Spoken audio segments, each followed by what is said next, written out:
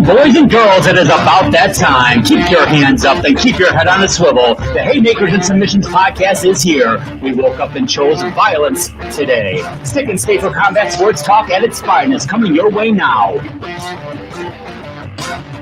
Welcome everybody to the Haymakers and Submissions podcast. I'm Drew, he's Chops, and we're talking all things combat sports. 4th of July weekend coming up. Chops, how you doing? I'm good, man. I'm good. How you doing? I'm good. I'm getting ready for the 4th. And yeah, man. Absolutely. It's I'm here in Pennsylvania. You know, I love fishing. I love fishing. Okay. So I come up and there's fishing I can do up here in rivers, in some of the rivers and catch fish that I cannot catch down in Georgia, all the lakes being man-made, whatever have you. Yeah. Catfish, bass, whatever have you. So I'm up here trying to latch on to muskie, walleye, freshwater drum, carp, some big boys. Now I don't keep anything. I don't keep it. I throw it all back, but it's just in the lakes in Georgia, literally, and it's not exaggeration. I have pictures. I have caught 20 to 25 pound or plus catfish. And you don't know how big they are until they break water, because basically it's just like pulling a log. I mean, they're not giving much fight. Yeah. But I've also been here in Pennsylvania, and it's just crazy. And fighting, and I caught a 7.5 pound, almost 8 pound catfish. I'm standing at the way the wall's set up. I'm standing at one end, about 10 yards from my pole, so about 30 feet. Guy over near my pole says, "Hey man, I think something's on your line, the way the pole's bent. However, I have a heavy sinker. Water is about 30 feet deep, and it's moving hard because it's coming out of the dam with the turbines, whatever have you. So it's going, and it's bent over." I was like, "What the?" All right, but I didn't hear my bell. I always have a bell because I'll walk around, I'll move or whatever. I'll start looking, whatever. So, but my bell's not going on. Just the tip of my pole's going down. So I go grab it, and I reel once or twice, and I'm like, how did I get hung? Because I had a worm on. I didn't even have live bait on. I had a worm. Oh, okay. It's like, did this heavy sinker? Did the tide take it and it got wedged in something? What is going on? And I'm yanking, I'm pulling, and I've been doing this. I'm not lying to you, man. Maybe 35, 45 seconds. Which, when you get hung up at this point, you're like, I'm gonna just try to break my. That's pretty deep, long time, right, for getting hung up. Pop the line, you pull it and you open your face, and sometimes it's an old trick that it'll pop and vibrate and send off that didn't work. So I said, all right, yanked it 2 more times. I said, man, I'm popping this one last time, and that's it. Popped it, still didn't do anything, and yanked it, and all of a sudden, zzz, my line just took off. And all it was the 8 pound catfish, which we've caught numerous times in Georgia. But again, it was just an 8 pound catfish, but their life is so different in the river compared to the lakes that I'm used to in Georgia. I thought I was hung up. He was so strong to be able to plant himself and just lay on the bottom. And that's what I love, man. That is what I like. So that's why I love fishing up here, the fight of it. And like I said, I throw everything back, but there's a lot of fishermen there. Hey man, you keeping that? Can I keep it? Can I have it? And when I say a lot, there may be 2 or 3 other guys there. Maybe. Normally I'm by myself because I'm going during the week, because I'm up here with other guys, people are fishing, but I'm just doing that, man, hanging out. So I try to get there. I walk in my gym, my buddy, my best friend, he and I will meet at the gym, walk in the door at 6. We normally walk out about 7:30, 20 to 8. And my fishing spot is maybe 15 minutes from the gym. So as soon as I walk out of there, 7:30, 28, I'm at my spot by, 8 o'clock, set up, ready to rock. But now it's been hot. So by 11, I got to get up out of Dodge, man. That sun is beating. Yeah. You know what I mean? So, yeah, and like you said, ready for the 4th, the ribs, the hot dogs, the brats, you know what I mean? So, yeah, man, I'm ready for it. I'm ready for it. We got a little combat sports we're going to talk about, though. We got some stuff going on this weekend we're going to talk about. But let's first talk about UFC 317, the main event, Chops. Talk about me. Were you surprised? Yes and no. And I know that's, come on, man, make a stand. You know what I mean? And give us an answer. Yes, because Charles Olivera has been hit before.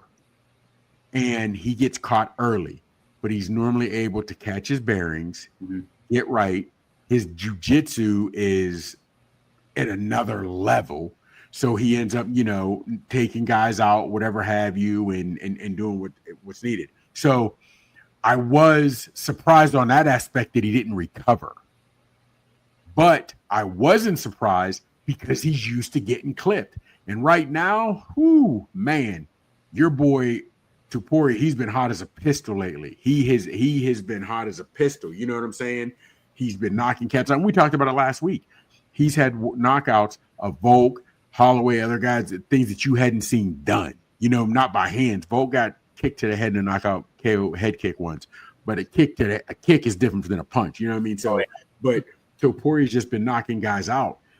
But I don't know if you saw the size at the time. Topuria's like 5'7", where Olivera is closer to one. He's closer to 5'10", 5'11".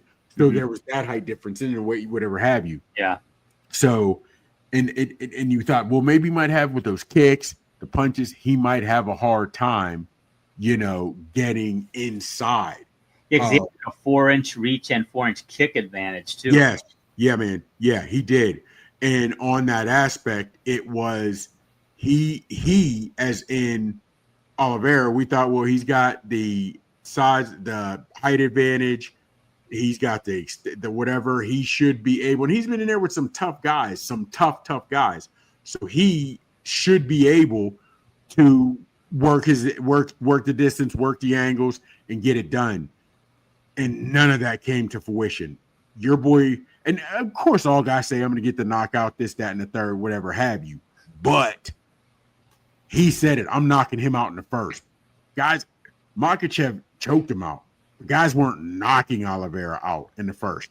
And your boy came in and predicted it. And the crazy part was, it's not like he caught him, but he as an Olivera did walk in.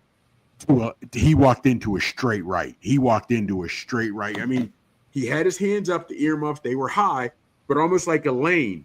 And Topuria with his hands, they're not boxers' hands, but he's got some high-level striking when you're looking at MMA, and he just took advantage of it, man. He took advantage of it, So that's what happened. But he, as in Topuria, then your boy is named Paddy Pimblett, comes out. And they get into it. He ends up pushing Paddy, whatever have you. And Paddy was like, he said, I'll choke you out. And Paddy's like, you notice he said, choke me out because he's not knocking me out. And there's a lot of different fights that he, as in Topuria, could do. But do you have it? Do you have a picture? He walks around like 190, they're saying. Yeah. Check this out right here. Okay, there you go. So he walks around, they say, at 190. So first off, and think about it, there's a lot of other fighters that might fight at 185 that walk around at 210, like, you know what I mean? So they're losing 30, 40 pounds. He's doing the same thing now. And he's talking about, well, I could go up as high as 175, whatever, or 185 middleweight. He could. But I think you'd have the same problem, even if you went to 170. I think at middleweight, I think he'd have the problem that Pitbull has. He's strong for 135, but once you get to 140, 147, those guys are also strong, but they're taller. Yep. Now they know how to work that reach. So that may be an issue for Topuria. But he's ready, and I'll be honest with you, man. His hands are nice. They're nice, and now I see why he's so. And it was a year or two ago, maybe not that long, but it's been some time now. His trainer said, well, he walks around at 190 pounds. You're like, no, you're a kid. You're crazy. And now these pictures are coming out after the way he moves up from 145 to 155 and has no problem. That power's coming with him. Because you think about it, a lot of guys, you say when you have a bad weight cut or a hard weight cut, you lose power. He's not really losing a lot of power with those guys at 145. And now if you can fight at 155 successfully, maybe even 170, yes, you're still going to have your power, but now you have distance. Like we said, you got to worry about distance to deal with. So it'll be interesting to see where this goes with Topuria. But in that aspect, I got to give him his props, man. I'm an Olivera guy. I wanted Olivera to win, but Topuria came in and did what he needed to do and got up out of there, man. So we'll see. You think he'll stay at the lightweight class, or because at least for one or two fights, he'll look at Justin Gaethje, he'll look at Paddy Pimblett. So there's some fights at 155 for him, definitely. And if he were to move up to 170, it's going to depend. Number one, I think who might be champion, because you're looking at a daggy wrestler. I don't know if he's ready for that. You know what I'm saying? So will he move up to 170? I don't know, but it's going to have to see how he looks against some of these other guys who their stand-up is a little crisper and cleaner than Olivera's. You know what I'm saying? So we'll see. So he's going to have at least, I'd say 2 good fights at 155. Two decent good names, competitors before he moves to 170, if he does. All right, cool. We're looking forward to that. But that's a lot of weight to cut, man. You're talking 30 pounds, basically, close to 40 pounds to get down. Drew, here's the thing, Drew. Put your boxing hat on. Mm-hmm. We see guys that walk around. You know, they said Tyson used to balloon up to 250, 260, come down to 220. You know what I mean? So now it's easier for heavyweights to do that, balloon up and come down. But you've seen a lot of guys balloon up 20, 25 pounds maybe and come down, you know, but you're right. But from 190 to 145, he was fighting 145. He just moved up to 155. Mm-hmm. Yeah. That's crazy. If he can maintain the power, I mean, to your point, if he can keep going up and still maintain that power level where he's still got that advantage, that's a good thing. But he doesn't want to go to a weight class, like you said, where it kind of levels the playing field. And now these guys are taller and strong and actually stronger. And here's the thing, real quick. I think he might top out at 155. He might try 170.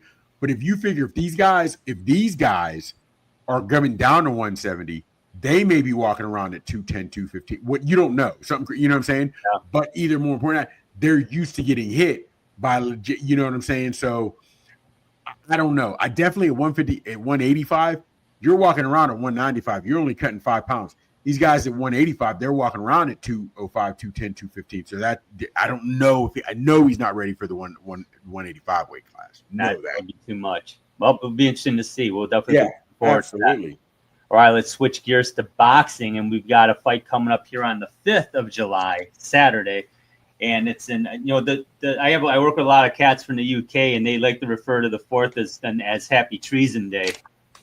But so day after, Harlem Eubank, the cousin of Chris Eubank Jr., taking on former champion Jack Catterall in the UK. Catterall 30-2 with 13 knockouts. Eubank undefeated, 21-0 with 9 knockouts. But Chops, I looked at that resume. I didn't see a lot of names I recognized on Harlem's resume. True. Honestly, and I could be brief with this. Our conversation may take it deeper than it has to be, in my opinion. But no disrespect to those gentlemen. Number one, I think the name has a lot to do because they're fighting over the pond. They're fighting over there. Mm-hmm. So I think the name is in Eubank has a lot to do with it, right? Neither guy is a power puncher, right? Both guys are counter punchers. Makes for a boring fight. It makes for a real boring fight. 2 counter punchers, whatever number one. However, Catterall to me has 2 losses. No. Catterall has 2 losses, but to me, he should only have 1. He didn't lose to Taylor. You know what I'm saying? Great. So he does have his 1 loss. I get that. And it stinks because he lost to Barbosa, where Barbosa then gets his fight against Tio, and maybe Tio was just on it. Maybe that was his night. But Barbosa was like, geez. And I bet you, at the time, Catterall's sitting at home thinking, I lost for this. I lost, and this is the performance he puts on. Because don't forget, I really thought Barbosa had a chance in that. I did. Right? I don't think I picked him, but I thought he had a good shot. And it was close. So having said that, it's big because it's 2 Brits. It's big because of the Eubanks name, but not a whole lot of knockouts. Both counterpunchers. So who leads the dance?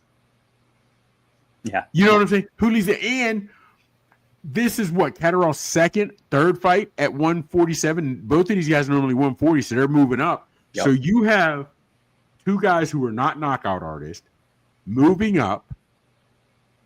Are they going to fight their same style? Again, born around, you don't die square, you are what you are. Then are Do I want to try to take the lead? Do I want to move up to 147 and show people that I can bang? Would either guy do this? I don't know, man. You take the mic right here. I'm gonna give it to you, pass to you. Try to say something to me to get me maybe interested. I can't get there. You're asking the wrong guy because I'm okay. With Jack, I respect Catterall's skill, but honestly, I watched his last 6 fights, and he puts me to sleep. Yeah. It really does. I mean, I maybe it's the guys he's fighting, but I agree with you. I didn't have him losing to Taylor in the first fight. He obviously won the rematch. He beat Linares in a unanimous decision. He beat Prograis in a unanimous decision. Like you say, he doesn't have a lot of power. Neither of them do. I would say the one advantage he has, obviously, he's been around the block a little more, and he's been and he's a southpaw. Yeah. They're pretty close in height. I think Eubanks 5'8", he's 5'7". Their reach is identical. They're both 32. I mean, as far as the measurables go, they're pretty even. Eubanks undefeated, but again, no names of note on his resume at all. So yeah, I'll be honest with you, I'm gonna watch it because one, I'm a fan, and two, there's not a whole lot else on the 5th that I'm aware of at this point. But I'm going to check it out. I'd like to see Catterall win convincingly. I would like to see him get a stoppage. Again, it's hard to say he's 30-2 and a former champion. He's not on the map. Well, he's not really on the map. He's only ranked by the one governing body right now. I think it's the WBO, and I think he's 11th.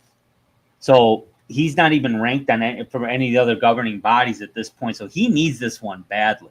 He really needs this one badly. And then if I'm Harlem Eubank, I'm going in. I'm thinking I'm playing with house money. I'm undefeated, and I'm fighting a former champion who no one expects me to beat this guy. So I can do whatever I need to do.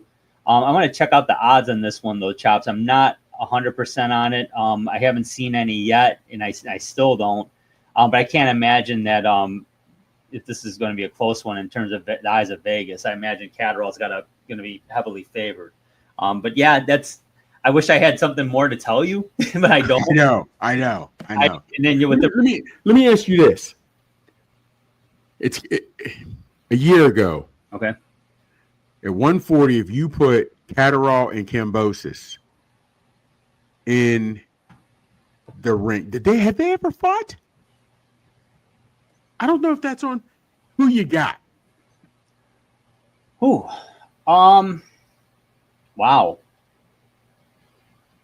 A game, apples to apples, A game versus A game. I would take Catterall because being the counter puncher and he's lightning quick. He's really lightning quick. I would take Catterall in a close one. But again, if Kambosos was able to catch him, specifically to the body a little bit, that could even the playing field up real quick. And they had not fought before. No, they had. And I was looking through that. They hadn't. Because my thing would be, he's boring. As you said, he puts you to sleep. I don't expect, because of the level he fights, I don't expect Kambosos to win a lot of his fights. But because he's gritty. I don't see a whole lot of talent, but he's gritty. Yeah. So when you had in Catterall, because it's like, and I don't know why those two remind me of each other, because not a whole lot of skill set. They're small. They're brown hair cats from over the pond. They're whatever have you. I don't know, man. And I honestly don't even know. I as of right now, I have no plans to watch it. I have no plans to watch it. Now, of course, that may change because it's a fight, whatever have you, and it may fight, and even if it's scheduled for 12 or 10. 12. That's 30, 40 minutes. 36 minutes, plus 12, 50 minutes, I'll be done. So I can take an hour to watch it. I might, but as of right now, honestly, there's nothing that interests me in this fight. Yeah, it really isn't. I mean, to me, it's Catterall needs it badly, and he needs to win it with some, I would say, convincingly to really get his name back in the mainstream, so to speak, at this point. But we'll see. Okay, hold on real quick. Mm-hmm. Get back in the mainstream. Yeah. You now win at 147. Who do you want to see him in the ring with at 147 that's going to be entertaining? Now, that's a good question. Let's see. Hell, if anything, I understand who's name, Selicki. Is that who Norman just knocked out? He comes right at you. He throws a lot of punches, a lot of power. Let's see how he heals up from his devastating knockout. Okay, you're not going to put him in there with boots, right? You're not putting him in there with boots. You're not going to put him in. Will Timo fighter? I mean, what other 147 of note? Because Catterall's been around. Catterall doesn't want to be a gatekeeper for long. He wants to be the main card in a big paper. You know what I'm saying? Who are you going to get him? Who? Usman looks interesting. He's Ikaw Usman. He's a Brit as well. He's 22-1. He's ranked 3rd by the WBO, and he's ranked 10th by Ring. Now, you're right. Okay, but here's the thing. That'll do well over there because it's 2 Brits. Yep. How will it do in the landscape? Maybe if he gets that fight, maybe more people will take him seriously. He gets that win. So we'll see. We'll see. Yeah, if you were to get that fight and fight in the UK, and if you were to somehow win that fight, well, now. Yeah, now you got to take him seriously. Yeah. I got you. That would change things a lot. But yeah, I think if you, like you said, styles make fights, and maybe he's been having a hard time. I mean, it's been his entire career, but maybe his last year or two, last couple of fights, he's been having a hard time making 140. Maybe at 147, he's at a better camp. He feels stronger. He feels faster. Maybe he'll be a bit more aggressive. We'll see. We will see. So I will watch it. But like I said, it's kind of out of default. I got to be honest. It's just not. I got you. Speaking of which, I did skip the Deontay Wilder fight last weekend, and he did defeat Tyrell Herndon. You didn't watch it? No, I did not. Wow. No, I didn't. I'll be honest with you. I'll be flat honest with you. And we talked about when we previewed this. He needed to win within 5 rounds. Yeah. In our mind, relevant and in line to now get a big fight. He got it done in 7, but I saw highlights of it, and big dog. Okay, not good. Okay. Well, first off, it was bad. It was bad. And here's something I noticed, but it's kind of weird because it made me respect Deontay Wilder and what he's accomplished significantly more. And I'm gonna tell you why. He's a guy that held the belt. He's a guy that was knocking cats out. Mm-hmm. He's a guy that a lot of fighters feared, and he didn't know how to fight. He doesn't know how to fight. He has a tremendous right hand, and we all knew if he can land that right hand at any time, it's a game changer. He showed it against, he showed it against Tyson Fury in the 12th. Mm-hmm. But why I'm saying that is he has a new cornerman, he had a new corner and this, that, and the third, whatever have you. But also on the same token, man, he did, and they're working. And this guy was not even ranked in the top 50th.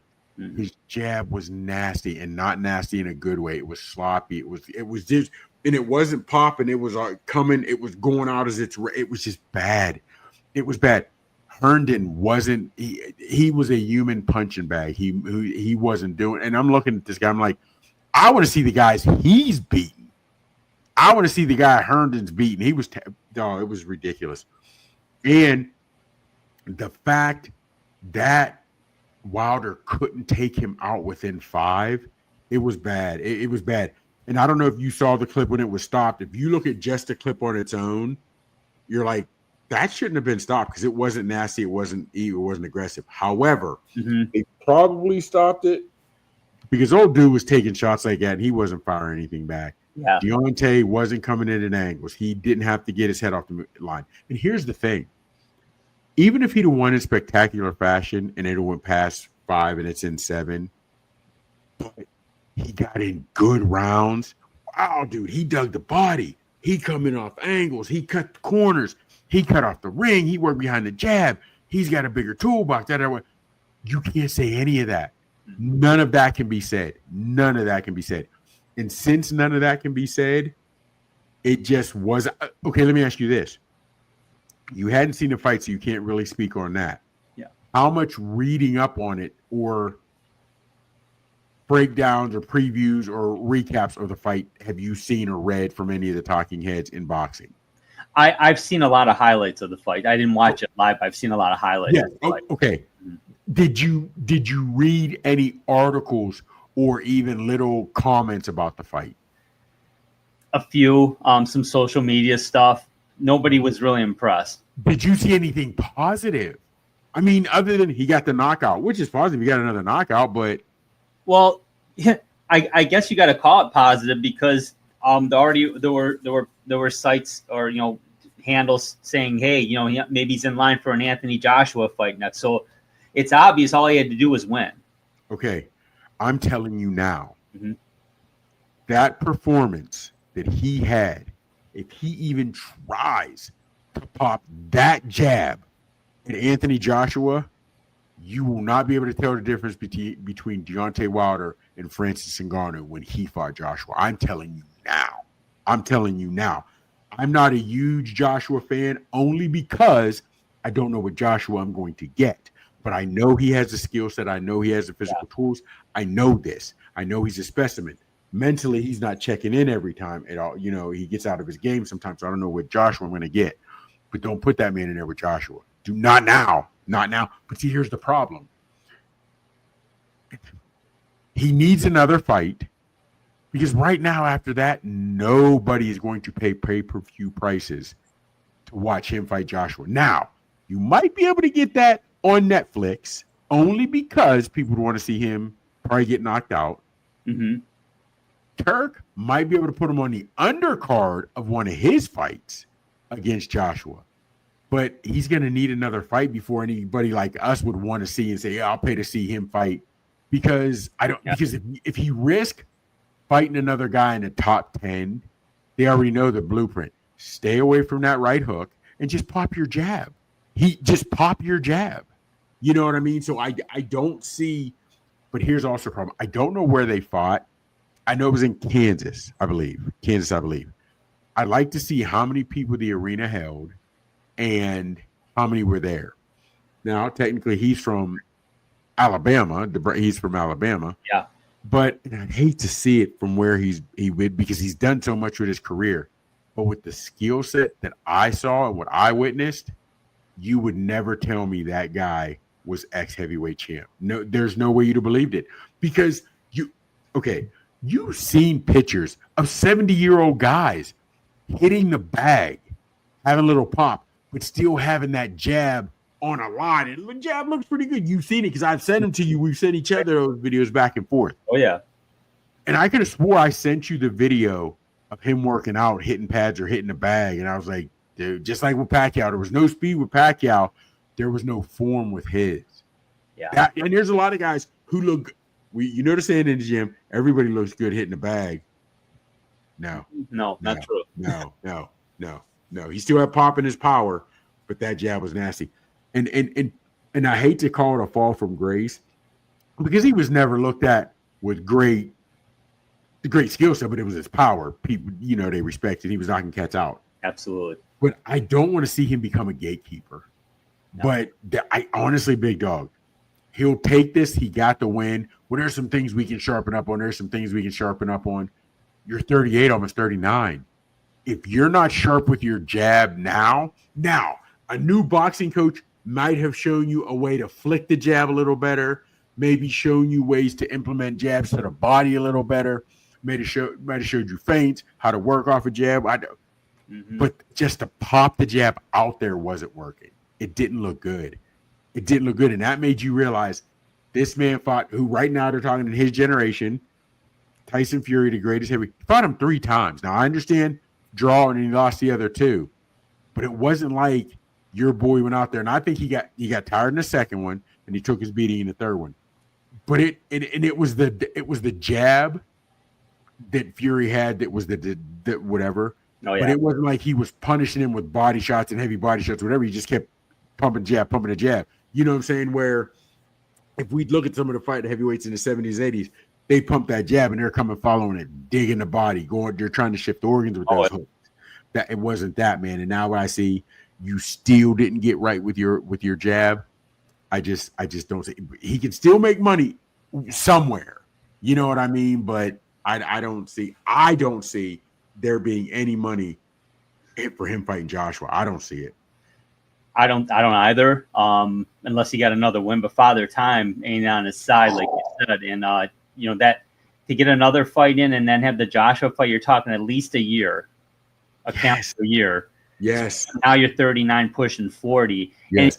And I agree. Joshua's helter-skelter. You don't know which one you're going to get. But when you get the A game, he's scary. Yeah. But see, now here's the thing. Well, when you get that overhand right that lands, there's that. Real quick, you made that comment, and we all make it if you get his A game. Going back, what was his A game? Because it was never foot movement. It was never the jab. It was just, I called it the bow and arrow because you saw it coming the way he pulled it back. But for Wilder, yeah. I mean that honestly, yeah. I mean the best I saw him, his last fight against Luis Ortiz, and actually I don't think he threw 10 punches in that fight. To be honest with you, and then his fight, the first fight against Fury, he was good. He was real good. Obviously got the draw. A lot of people felt Fury won the fight, including but it was a good fight. Yeah. I mean, really, he just would put cats out early, like the Helene. I mean, he just knocked them out. I think it was early in the second round. But here's the thing, and he can say he wore too much. That his outfit, the second fight was too heavy, which whatever. Bullshit. But do you realize that fight 2 and 3 were different from 1? Mm-hmm. Yuri really worked that jab in 2 and 3, and those fights didn't go as long as the first one. No. His losses were guys that realized if I jab him, like Xiao Zhang. Zhang is still fighting at 42 or whatever because he has a powerful jab. His endurance isn't great, but he's got a powerful jab. He does. Wilder doesn't have that. He doesn't have that now. If he did, it'd be like a telephone pole because he's so tall. Yeah. His arms are so long. It could be something. He didn't have that jab. So I don't know, man. I don't know, but I don't see. Yeah. You could sign him versus Joshua tomorrow. I don't see any money in it, and I don't see it selling out. I don't. Well, let's talk about a couple of guys that at least one of them has got a very bright future. We talked about Floyd Schofield. He defeated Devin Farmer TKO in round 1. Now, it shocked the shit out of me. I got to tell you that right now, Chops. Farmer claims he could have continued, but that's what a fighter's supposed to say. Absolutely. But long story short, very impressive performance by Schofield. We want to talk about what's next, what's the future for both these fighters. I actually read something interesting about Farmer. I know we'll get to him later, but let's talk about Schofield. What are you seeing for him now? Honestly, if I'm him, I just started chirping before I left the ring. I want the winner of Zepeda and Shakur. I want the winner of Zepeda and Shakur, flat out. Start calling it out now. And you and I spoke about it. Now, Shakur said he wasn't really sick, and he clowned him for being sick. And they said, well, maybe they realized he was too young, that or whatever. And I don't even know if that fight was a calendar year ago. He pulled out from Shakur. Now, yep. Okay, I don't think he did hit Shakur with that first punch he hit Devin Farmer with, because Farmer comes to bang. Shakur doesn't come to fight. He comes to move and get out of the way. So Farmer wasn't afraid to be in there. I just don't think he realized the speed of this kid. I don't think he realized his speed. You know what I mean? That was evident from quick.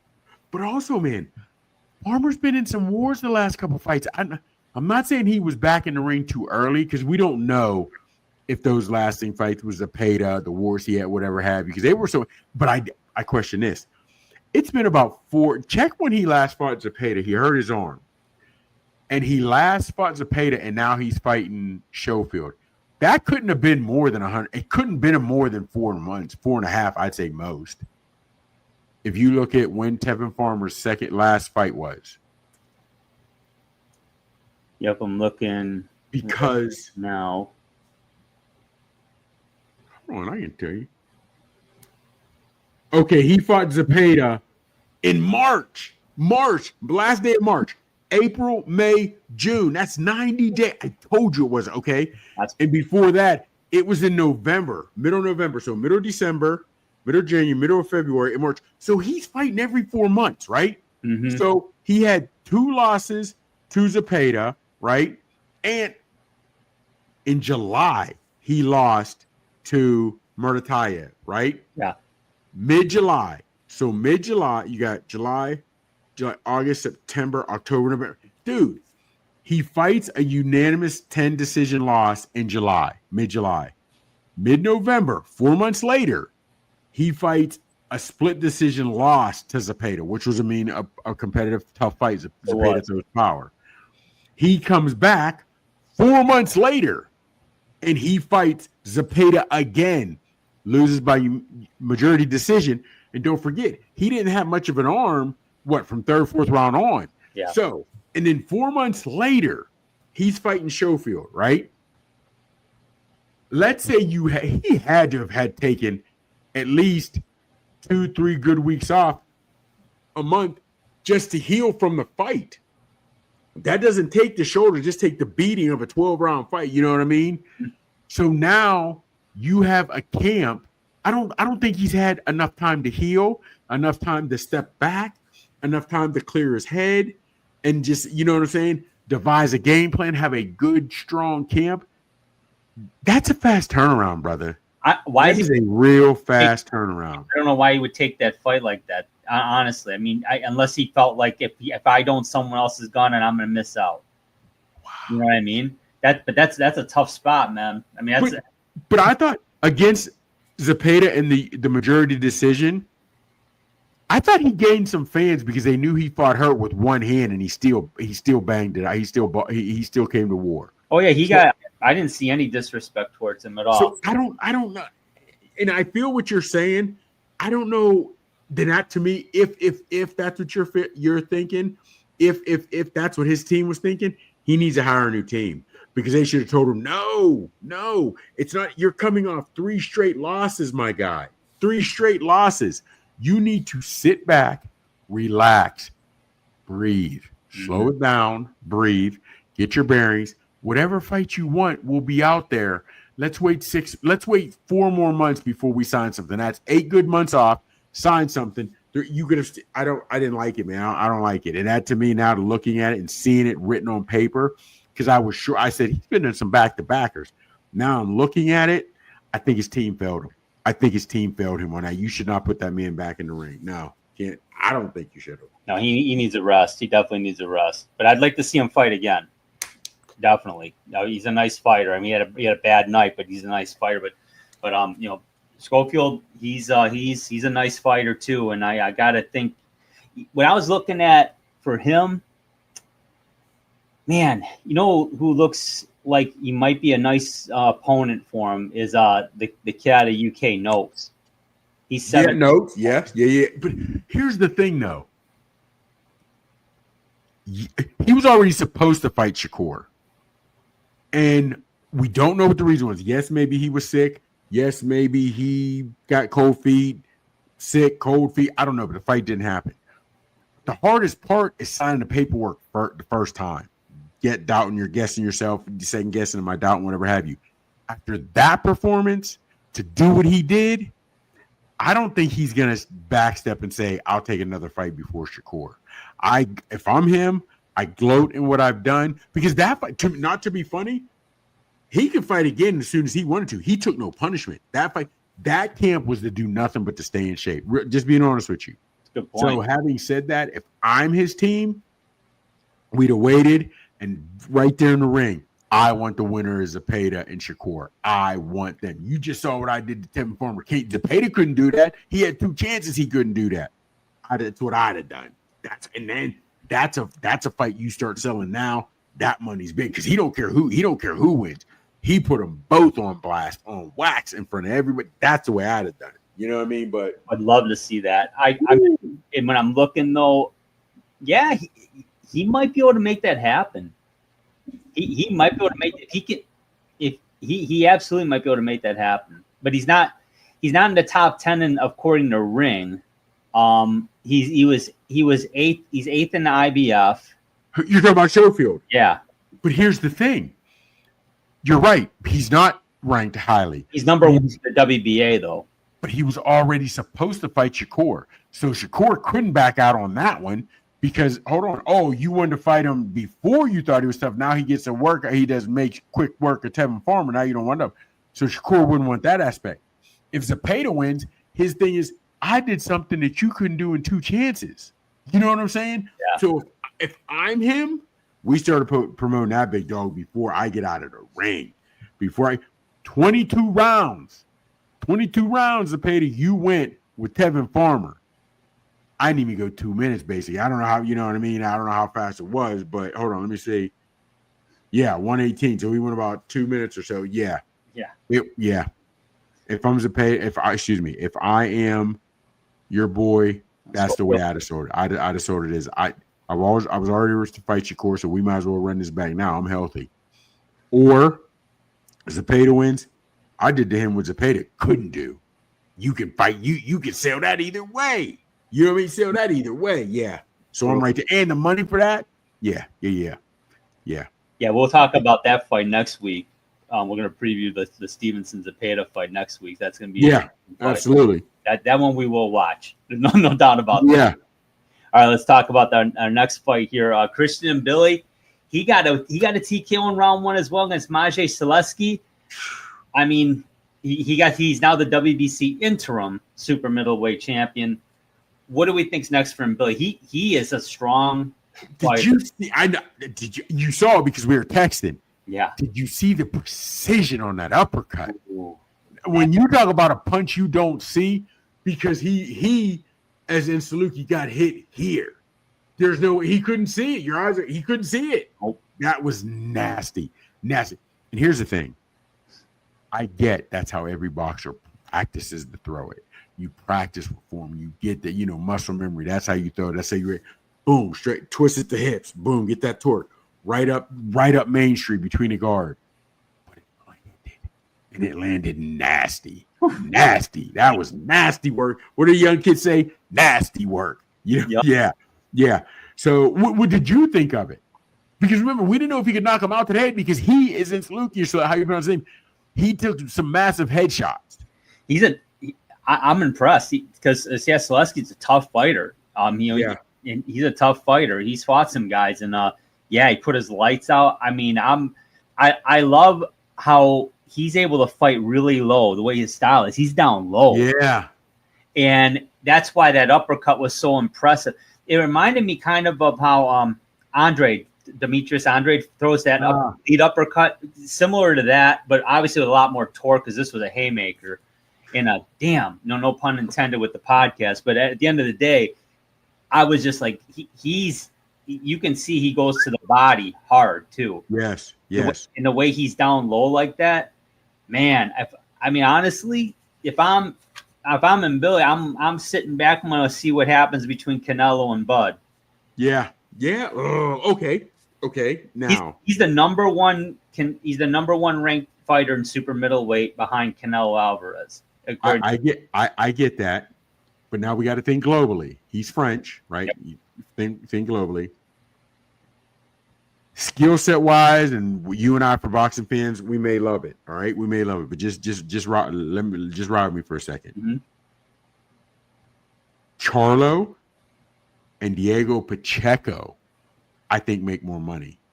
Those fights for Mbilli, you can put him against what? Who are we putting this guy? You know what I'm saying? I don't think saying Canelo's fighting Mbilli is a money seller.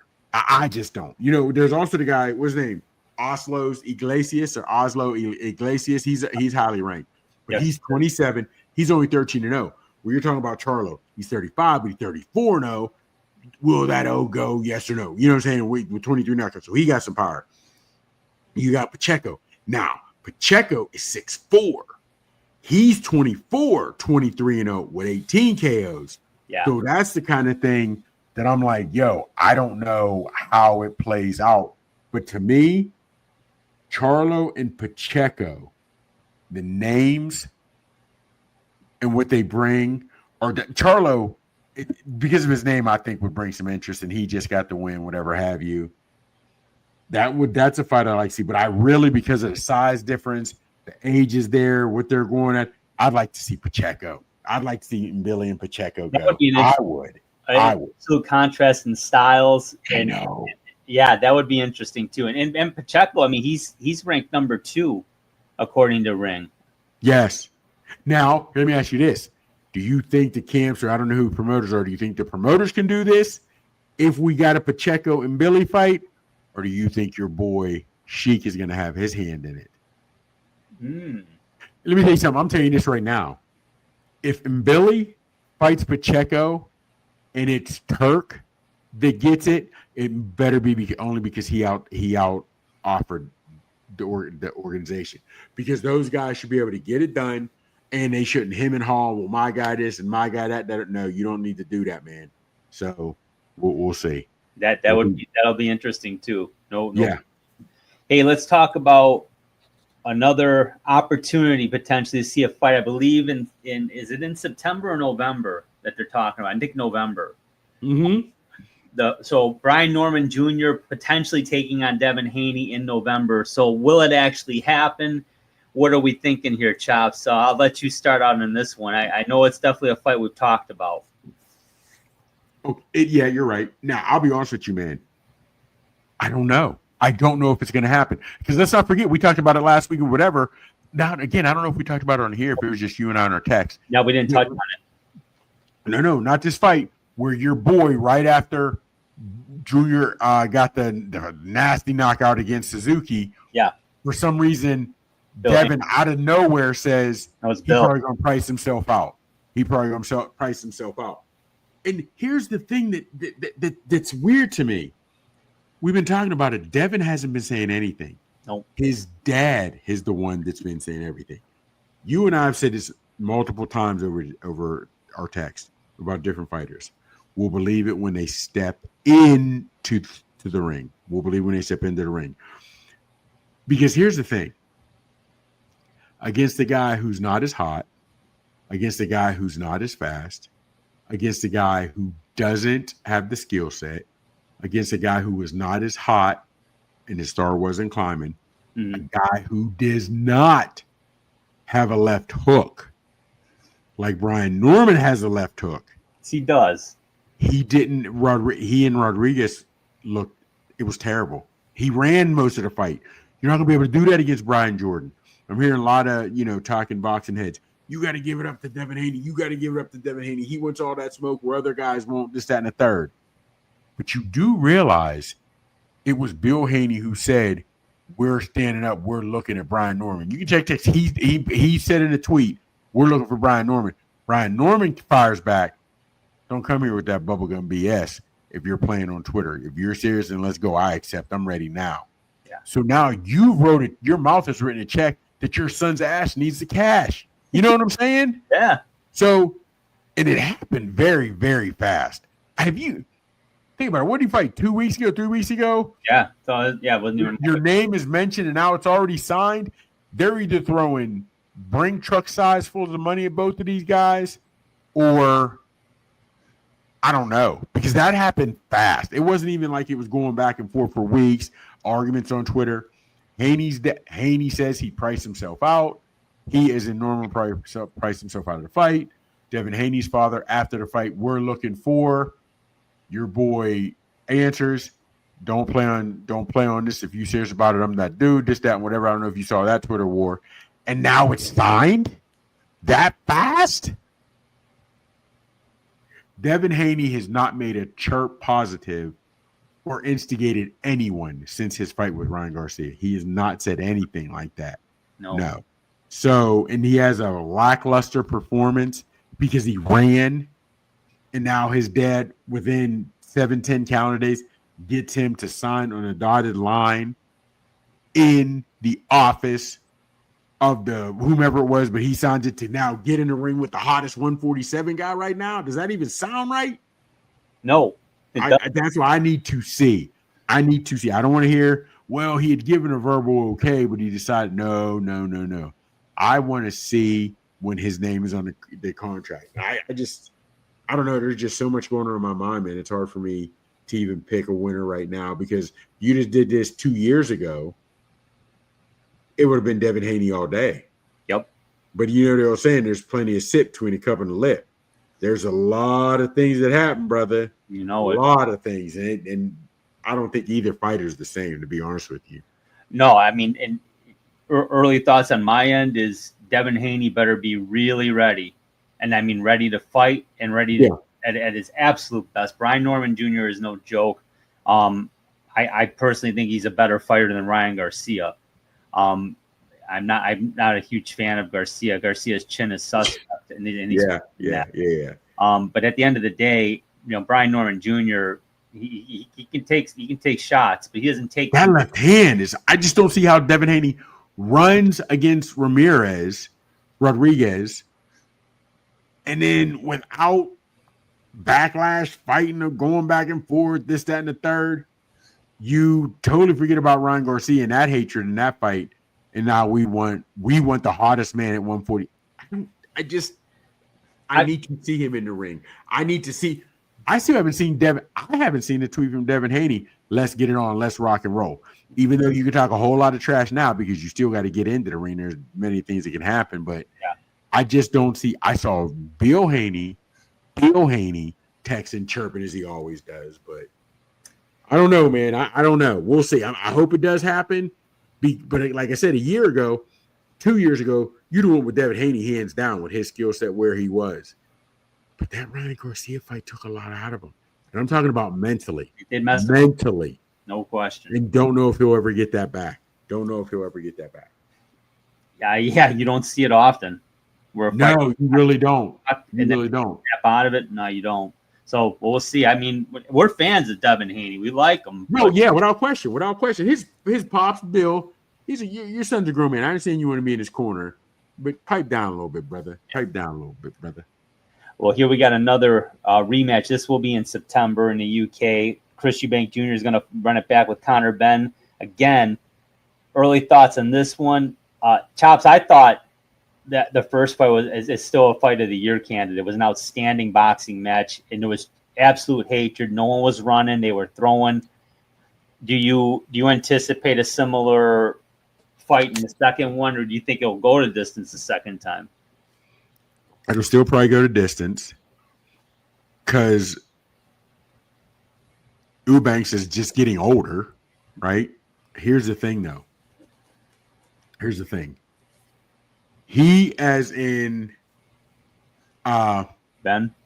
No, yeah. Well, okay. When I look at this, we talked about this because you really like the fight, and you're interested in this rematch. Mm-hmm. Are you interested in the rematch because of the names and the rivalries because of their dads, or are you really into the fight? For the rematch, I'm into the fight. For the initial fight, it was all about the legacy and the heartburn between the dads and then between the sons. But now I want to see the rematch because I enjoyed the first fight so much. Okay, because here's my thing, right? If the day after that fight, before they left the building, if Conor Benn had fired his entire camp and called Freddie Roach or someone, hell, if he'd have called Teddy Atlas, I'm trying to think of some of the old guys, Dan Guzman, right? I think he wins this fight, but I don't think his team is going to do much. And I say that because Eubanks is just getting older, right? So you're not getting faster, not at that age. If you go from 26 to 27, you get better, faster, stronger, but not 35, 38, 36, 38. Okay. So, and he and Eubanks got hit a lot. Yeah, he did. I thought he, as in Conor, fought the wrong fight because you were moving up 2 weight classes or something crazy like that, and they still fought a catchweight. And you tried to your hatred for him and the family name. You tried to stand in front of him to do that. You didn't need to do that. You need to move, get in your feet, get in, get out. Use real estate, cut angles. And I just thought if he'd got with a better team, they could have done that. So I'll watch the rematch again. You know what? There could be a knockout just because people are throwing heavy and you might get caught the way Selicki got caught. But it's the names. It's where they're fighting. I don't understand it. Neither one has – it's not for any belt. Nope. You know what I mean? So there's 2 dudes that hate each other. They're not technically even the same weight class. No. You know, so – I had Eubanks Jr. winning 115, 113. I had him getting that win by winning the last 2 rounds. So I would agree with your statement that Ben fought the wrong fight. He did. There was holes there. There was openings. There were openings. He just didn't capitalize on them, man. So if we're talking about them running this back, right now. I have no interest in seeing it. That's a lie, because there's hatred. There's the names. It's a rivalry. I'm gonna watch it on that aspect. on the landscape of boxing, it has no meaning. It has no meaning. It's just two guys throwing punches, and I want to see it. You know what I mean? But I do. Drew, I'm hoping Conor Benn's camp makes the proper adjustments. Because I'll be honest with you, Eubanks, I understand you're older, but you're looking sort of, I don't know. Your guy jumps up 2 weight classes to get you, and you can't even take him out. And he only had, I don't know, man. He fought, and he is in Benn, only fought one way, full go, the whole time standing in front of the bigger guy. Yeah. When is that ever successful? You know what I mean? So. No, I hear what you're saying. Yeah, if Ben can change up his style a bit, I'm not saying radically, but I agree with you. Got to fight a smarter fight. But yeah, he can get him, no question. Big dog, you're right. If he did this, if he did that, but you know how it is. You've seen it in a boxing, though.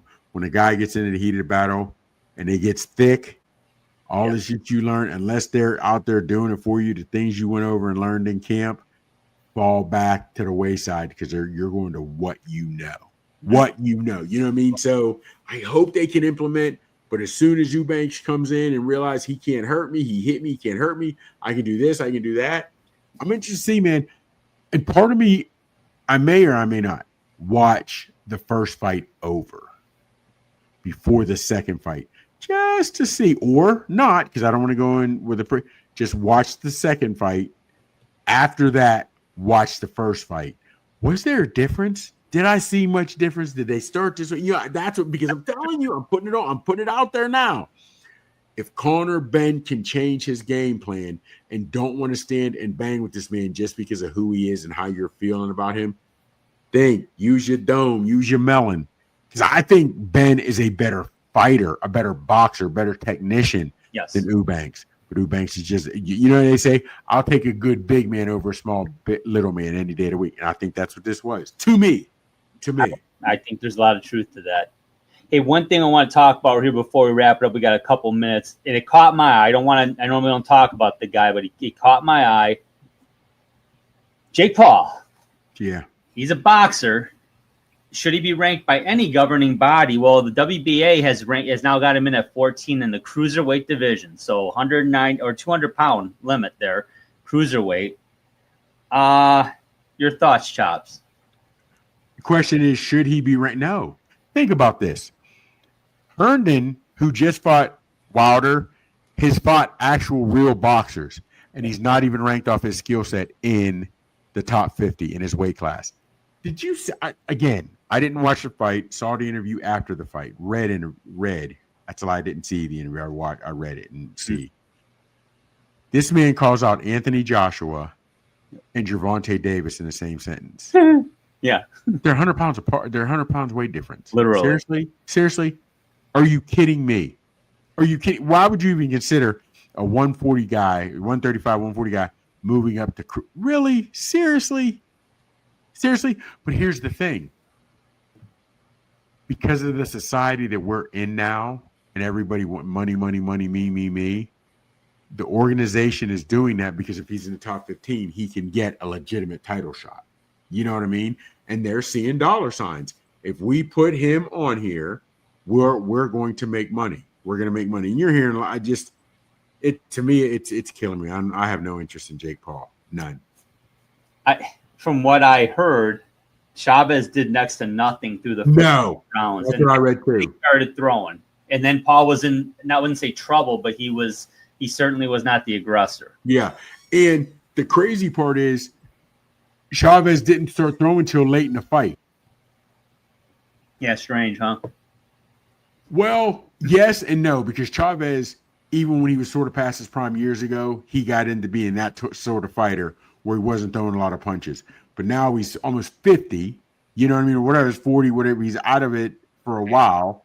Yeah. He's out of it. So it just, I don't know, man. It wasn't good. And when I'm watching some of the later clips, he, as in Paul, started to look gassed. You're looking gassed at a guy who wasn't throwing punches for the first 7-8 rounds. In the last 3 rounds, a lot of these judges had him winning. Mm-hmm. You know what I mean? So I don't get how Man, he's not ready for any of that. I don't believe there's in any of the four governing bodies, whoever is in their top 15 in cruiserweight, Jake Paul doesn't have a chance in hell going past round 3. I mean, no, because and now you hear people saying his fights are rigged. He's looking to lawyers to file suit against anybody who says that. Well, when we've heard things, that Tyson makes more money the longer he goes in his fights. The fact that regardless of how many people continue to call you out to say fight a real fighter, you're only fighting guys past their prime. Yeah. Stop. If you want people to talk better about you, got to do better. You know what I mean?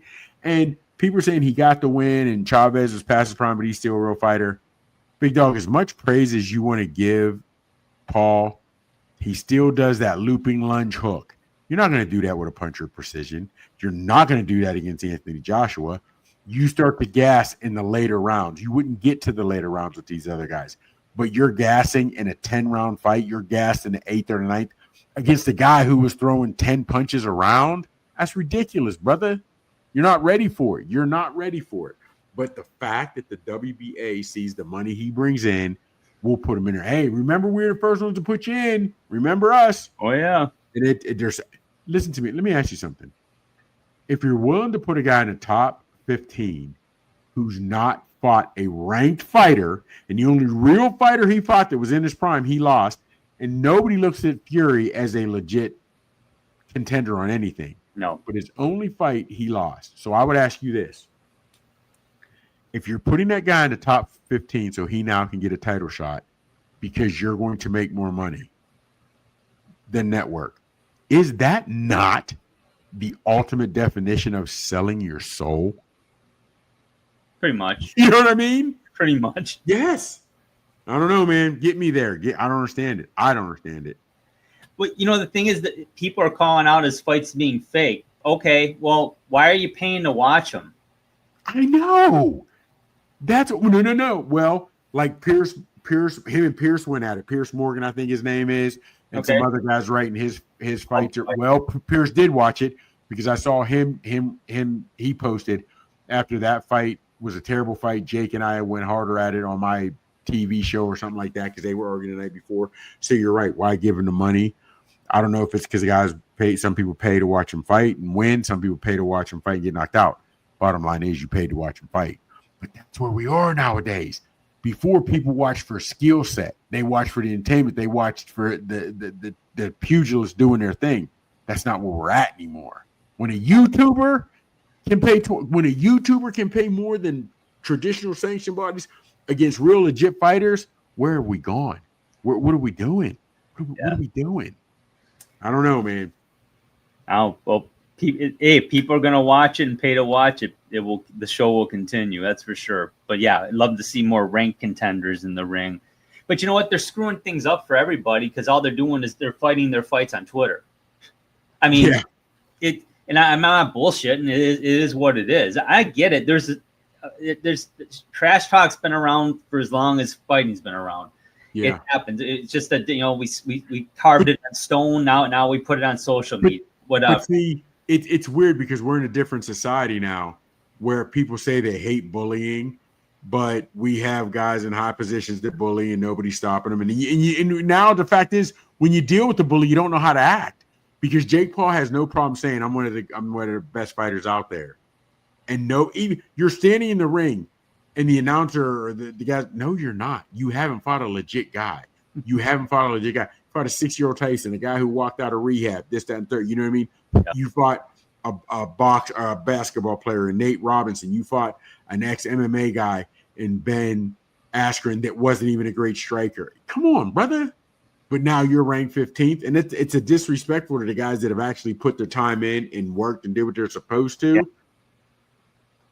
But none of the boxers are even coming together to call him out. They're not. It's like you ever been to the gas station on a nice Sunday morning? This cat pulls up and his car stereo is just blaring. You can either give him the thumbs up or whatever because he's cool, or you could bitch at him because he's being obnoxious, but he wants a reaction.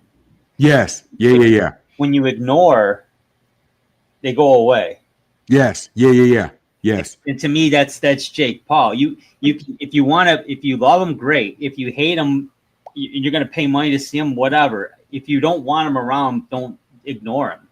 I'd like to know, there's a difference here. 2-part question before we get out of here. Okay. The celebrities that have been at his fights and the pure boxers that have been at his fights. I bet you now there were some boxers that might have been there when Tyson was there because they saw Tyson hitting the bag. Yeah. Then you see Tyson training, but then when he comes in a fight with Paul, he had on 2 knee braces. I don't know if you saw the video clip. He's showing, since Paul, he's in jeans and regular clothes, and he's showing Henry Cejudo how to change angles and how to move, and he's still lightning quick. Oh, yeah. Not the guy you saw against Jake Paul. Not at all the guy you saw against Jake Paul. Someone posted a clip on Twitter, and I don't remember, it was a few weeks ago. It showed Tyson was in the 8th round, I believe, and it showed him he had a wide open right hook, and then he stopped. Yes. Yeah. I was like, mm-hmm. And I mean, it was like wide open. Yes. Like, out, Jake, party's over. But yeah, he held up. And it's just like when Logan Paul fought Mayweather. Mayweather literally was holding him up for about 30 seconds so he could gain his composure because he knocked him out on his feet. Yeah, I hate it, man. I hate it. And we should be embarrassed as a society that these guys are doing it. The real boxers should be pissed. Real boxers should be pissed because he is making bigger paydays than we are, and we're legit guys doing it. Or start calling him out. And then I'd wonder if it is fake. Like Tyson's 60. He's built his allure. We knew what he is, right? Yeah. Chavez is 40, 50 years old. He's a drunk. It is what it is. But would Obatiah, right? He's the man. Would he be willing for an extra $10 million to take a dive? Because, like I said, Tyson's allure was already built. But here's the difference. Yes, you're a rich man, but now you're in your prime still. You're going to have to hear, you lost to Jake Paul, you lost to Jake Paul, you lost to Jake Paul. Then, well, I already got my money. Let's run it back, and now I'm going to fight you for real. Does Paul duck him? Does Paul know? I don't need to fight you. I already beat you. Then does he expose? Did he already sign a non-disclosure agreement? You can never tell people it was fake. I don't know. Yeah. I don't know. You know what I mean? And here's the thing. Fake is the wrong term because wrestling is not fake. Wrestling's predetermined. Yeah. Wrestling's predetermined. But the you know what I mean? Happens. So the punishment happens. Yeah, I don't know, man. I just wish these real fighters would stand up. The fact that he called out Gervonta Davis and no other legit guys, like, dude, you're calling out a guy 70 pounds lighter than you. I'll fight you. I'm ready. What are you doing? I don't know, man. I don't know. And folks will keep watching. So, hey, it is what it is. But if he fights a legit fighter, he's in big trouble. So yes. But next week we're going to be talking about a lot of stuff. But Stevenson and Zepeda is going to be the big topic next week. We'll be talking about that, previewing that fight. That's going to be something else. So, hey, everybody, have a great 4th of July. Thanks for subscribing. Thanks for liking the video. Don't forget to check us out every Friday night on Roku for the ESPN Network. He's Chops. I'm Drew. We're talking combat sports every week, folks. Thanks for watching. We'll talk to you soon.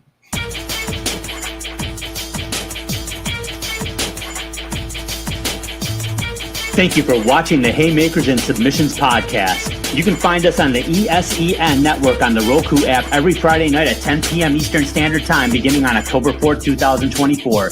Check us out on Twitter X. Our handle is @HeySubPod, capital H, capital S, capital P. You can also subscribe to our YouTube channel so you don't miss a single episode. Just go to your web browser and type in www.youtube.com/@Haymakers and Submissions podcast, as we will drop content weekly. Whether it's boxing, MMA, or wrestling that gets you fired up, you'll get all you need right here at the Haymakers and Submissions podcast.